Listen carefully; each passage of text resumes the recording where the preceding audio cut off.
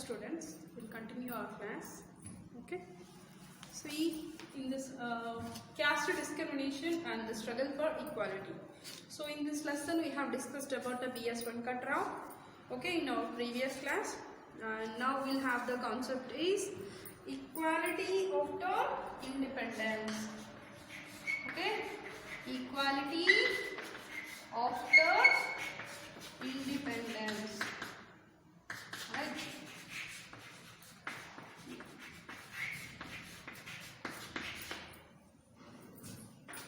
See, when India became a free nation in 1947, okay?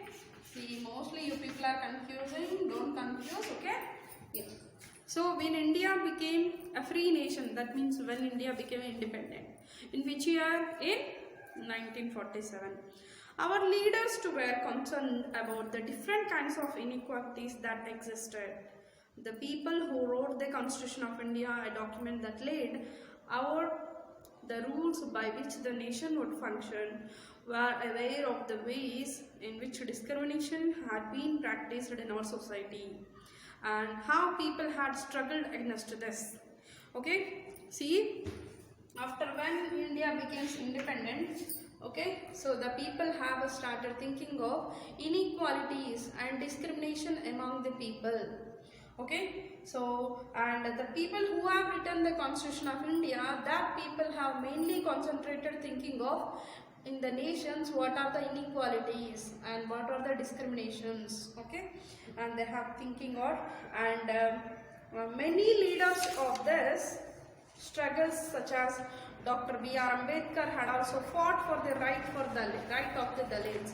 So actually I have told you yesterday who had drafted Indian Constitution? Dr. B.R. Ambedkar, right? As we have studied already. And when he is drafting of Indian Constitution, he have concentrated on mostly the laws about the discrimination and laws about the equality among all. Okay, and see, you know, and even this Dr. B.R. Ambedkar have struggled for make the equality in all among the people. Okay, even many of other legends also have struggled for make the society in all people have to be equal. Okay, and mostly even government also ensures some of the laws, okay, to make the people to be show the equality. See, these leaders set out a vision and goals in the Constitution to ensure that all the people of India were considered equal. I told you, right? See, all the people have considered as equal. Okay, no upper, no lower, no rich, no poor. Okay? This equality of all persons is seen as a key value. Okay? As a key value that unites us all as Indians. Everyone has equal rights and opportunities. Untouchability is seen as a crime, has been legally abolished by the law. People are free to choose the kind of work they wish to do. Government jobs are open to all. In addition, the Constitution also placed a responsibility on the government to take the specific steps to realize this right to equality for poor and other such marginal communities. See, after the independence, government have taken many initiatives to make the equality among all the people. See, untouchability have abolished. Okay, untouchability have abolished by the law. There is one law to be abolished of untouchable. If any of the people have treated as untouchables, that is a crime. Okay, that is a crime. And government jobs also open for all. Okay, and even some of the reservations they have given for the Dalits also. Okay, as we know it, even the legislative and the assembly, even in the legislative council also they have these separate reservations, right, for the Dalits. So like that, even for the government jobs also they have given some of the reservations, and the government have told to be okay, so we have to be remind for the even untouchables their rights. Okay, that means they too have the rights. After independence, there is no should be any of untouchabilities, any of inequalities. Okay, and the two ways in which government has tried to implement the equality that is guaranteed in the constitution is through the laws and through the government programs or schemes. Okay, government is trying to be showing equality among all the people in two ways. Okay, in two ways. The one way is showing equality among all the people. One way is giving, okay, the right equality guaranteed by the constitution through the law. Okay, by having creating of laws which is favored to be equivalent to all the people, and the second one is by the programs and the schemes. Okay, by the offering the programs and the schemes by the government. Okay, and see, so in the two ways the government is trying to be make out that equality among all the people. In addition to the laws, the government has also set up several schemes to improve the lives of communities, individuals who have been treated unequally for several centuries. These schemes helps them to greater opportunities for them. Many of the people who ever faced inequalities issues, okay, by these programs they can get the assurance and the guarantee of the equality in the society. And one of the steps have taken by the government includes midday meal scheme. Okay, one of the program or one of the scheme, okay, program or scheme as introduced by the government, that midday meal scheme. That means, you know, in every schools, okay, in every schools they'll offer the afternoon food, cooked rice and food, okay, rice and the curries food, okay, cooked food offered to the children in every schools, okay, in every schools. So actually these midday meal program have first launched by the Tamil Nadu state. Okay, in our India, first these midday meal scheme launched in Tamil Nadu state in 2001. Okay, in 2001. Then afterwards, Supreme Court have given order to all the states within 6 months. Every state has to be implement this midday meal program in every school. So by the order of the Supreme Court, in every state they have started the midday meal programs.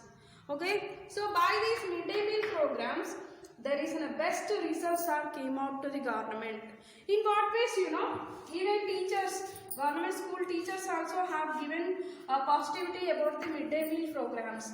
Why? Because actually the children previously they'll go to the homes for having the lunch, they'll not be returned to the schools, they'll lose the classes, they'll lose the attendance, and whoever the mothers of their children, they have to be stop their work, and in continuity of their work they have to be come for feeding of the children, right? So that is also workless for their mothers or their parents. Okay, and by attracting of this midday meal scheme, midday meal food, some of the children have regularly attending to the schools, and it was reduced some of the burden to the poor parents who are the daily wage earners or the laborers. So for them it was somewhat reduce the burden of their, okay, expenses. And so by in this way, and the people also have got the nutritious food children, okay, and as well as attending schools percentage also have increased. And you know, for the cooking of this food also they have arranged the poor, okay, poor women, that means who are having a group member of SHGs, okay, a group member of SHGs, and okay, so for them only they have given the offer that to cook the food meals in the schools. So for that they are getting the employment, right? See, SHG group woman, she got an employment, yes or no? she got an employment, and as well as here the children also getting beneficiaries through this meal. So by this midday meal in every state got many benefits. Even it have shown even whoever studying in that school, even upper caste people, even lower caste people, even rich or poor, everybody they are having the same meal. So in this way also it is showing that the equality, right? Equality among all the people. Okay, next. And while government programs play an important role in increasing equality of opportunity, there is much that needs to be done. The midday meal program has helped increase enrollment of attendance of poor children in school. I told you, right? See, midday meal program have improved the school attendance of a poor children. Okay? And there continues to be big difference in our country between schools attended by the rich and the schools attended by the poor. Actually, there is a difference among the rich and poor to be attending the schools. But after offering the midday meal program, many of the poor children also have attending to the schools. Okay, so midday meal program have launched first in which state? Tamil Nadu. In which year? 2001. By which order all the states have started the midday meal scheme program? Supreme Court given order. Okay, to ensure this midday meal scheme in every state. And who is cooking in this midday meals in the schools for this midday meal program? SHC group women are getting as an employment of cooking. Okay, so she got an employment. Understand? Yeah, midday meal. I have written only mid. Okay, midday meal. Right.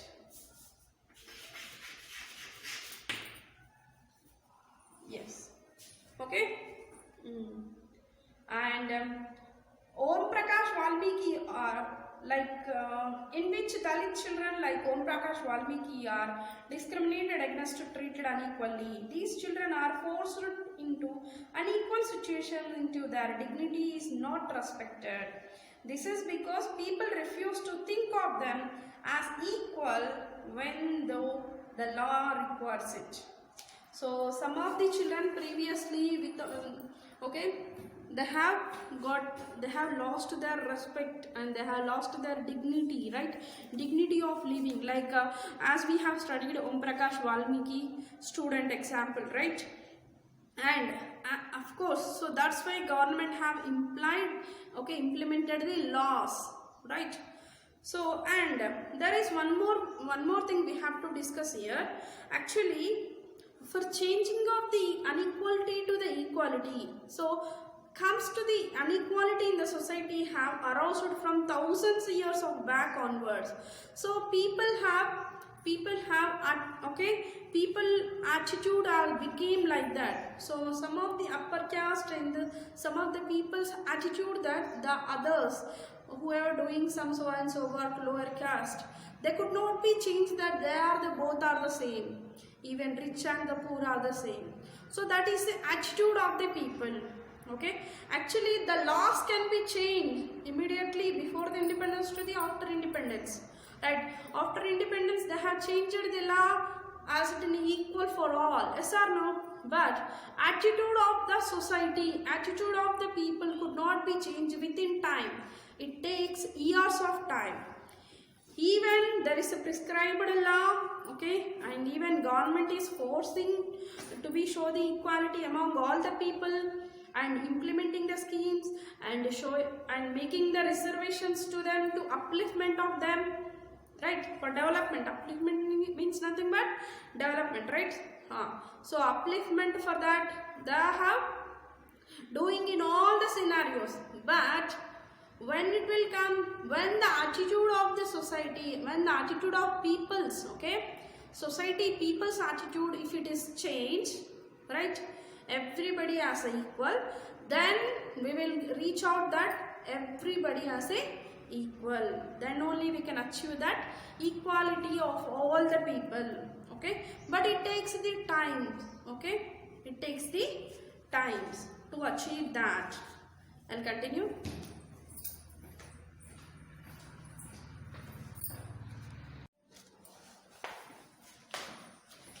So, yeah, okay, we'll continue. Actually, we have completed this lesson, right? So, we'll next enter into the next lesson, that is 19th lesson, okay?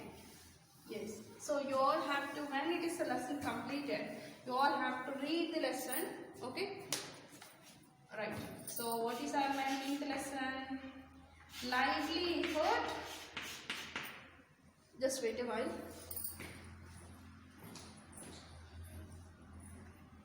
Yeah. Okay. See, livelihood and struggles. Okay. Livelihood and struggles of urban workers. Already I have told you once what is mean by urban and rural. Yes or no? Yes. So urban means what? In the cities, okay? In the cities. Urban means cities, urban areas, cities. Rural areas means like villages. So what is our lesson? Livelihood means life continues, okay? Means for the life continues, what they are doing day by daily, okay? Their livelihood, and that means nothing but a jeevitam, right? And the struggles, okay? Struggles, what they are facing, the problems to continue of their life, okay? To continue of their life in the cities, which type of struggles they are facing? Who? Urban workers. Urban workers means who? Who are working in the cities, okay? Who are doing the jobs and who are doing the some labor works in the cities, okay? Their lifestyle, okay? Their lifestyle and their struggles, okay? In what way they are meeting their expenses? Understand? In what way they are meeting their expenses? In what way they are earning? Okay? How they are contribute themselves? Okay? And in which kind of atmosphere they are living? Do they getting earnings are beneficiary to them? Okay? So that all we are going to discuss in this 19th lesson. Okay? What is our lesson?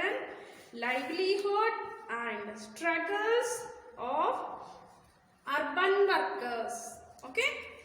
See, what about workers in a paper mill?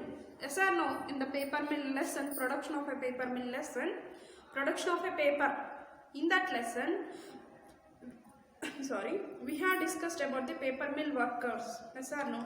Permanent workers, casual workers, contract workers, and the workers, which workers are there getting benefits, and which workers they are having a high salaries, which workers they are getting low salaries. Like casual workers, if they have the work, then only they'll come, right? That type of workers, how much they are getting, and the permanent workers, which type of benefits do they getting. That all we have discussed in that lesson. Yes or no? So mostly who are working in the urban areas, the people have struggled a lot about, they do not have, most of the percentage of the people have depended on the casual workers. Some of are contract workers. So most of the people, they do not have find about the permanent workers.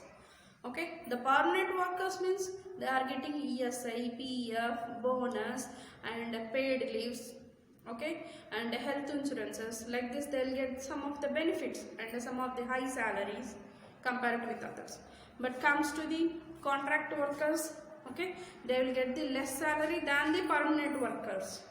Casual workers, when they will have the work, then only the factory or any of the industry will call up them. Those called as casual workers, right? This is all we discussed it already. So mostly in the urban areas, the people have depended on the casual or contract basis works. Okay, so that we are going to know here. See, we have learnt that government makes laws in the interest of people. Laws are also made to protect the welfare of the workers employed in the fields. Okay, so government will make the laws to welfare of the employees. Okay, and see, Laws, in fields, factories and private and government offices. Factories which are properly registered with the government are expected to follow these laws and provide better wages and other facilities required for workers. So government will make ensure of the some laws. Even who are doing working in factories or else in any places, they used to get the proper salaries. Okay, proper wages, that means called better wages. Okay, government also have the labor department, okay, which have the responsibility to ensure these laws are followed. If the laws they do not followed, workers can file a case. So here government have a labor department. Okay, if any of the workers, if they did not get the salaries properly, or else if they did not get the work condition is proper, if they will not get the properly, they can file a case on them. They can file a case on that factory. Okay, so government is showing that law, okay, that law for the employees. Okay, understand? And even when the government is giving a license for the factories to be established, right? So at that time government is asking for them to be give the best employment opportunities. So to whom you mostly, which factories will ensure that most of the employees, right? So for them only government is giving more priority for giving the license, right?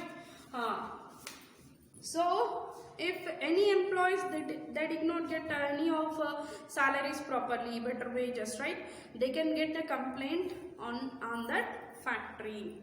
Okay, right. At times factories protects the welfare of only a section of workers who are called the regular workers or permanent workers, and those known as casual or contract workers are not looked after. Yes, so in every factories they could not be able to see the welfare activities to all the workers. Most of the factories they have to look of only permanent workers. Okay, they will see the welfare activities to only the permanent workers. Okay, so who will comes to the casually, right, they will not look after their any welfare schemes or also any welfare activities. However, these are many factories which do not get properly registered with the government. Okay, see, some of the many factories do not get properly registered with the government. Some of without registration also are working. So in that factories, if it is had passing anything also, there is not able to case a file on that factory. Okay, so here some of the factories examples and permanent workers in that factory they have given. See, working as a permanent worker. Okay, working as permanent worker,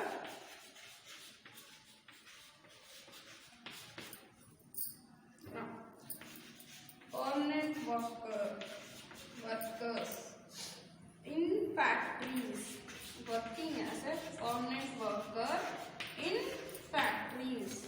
Okay, see, read the following accounts of two factories in Kotturu, which is a new industrial town located about 30 kilometers from Hyderabad in Mahbubnagar district. This was recorded in 2002. So they have given some examples of, okay, which was happened in 2002. Okay, and the two factories, okay, two factories in Kotturu. Kotturu, which is a new industrial town in Hyderabad. Okay, Hyderabad surroundings, okay, Hyderabad surroundings in the Mahbubnagar district. Kotturu, it is in a new town, okay, new industrial town.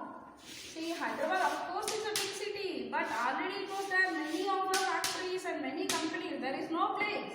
So surrounding places, surrounding district, Mahbubnagar, Rangareddy, right? So in that districts, by the borders, they will establish new factories.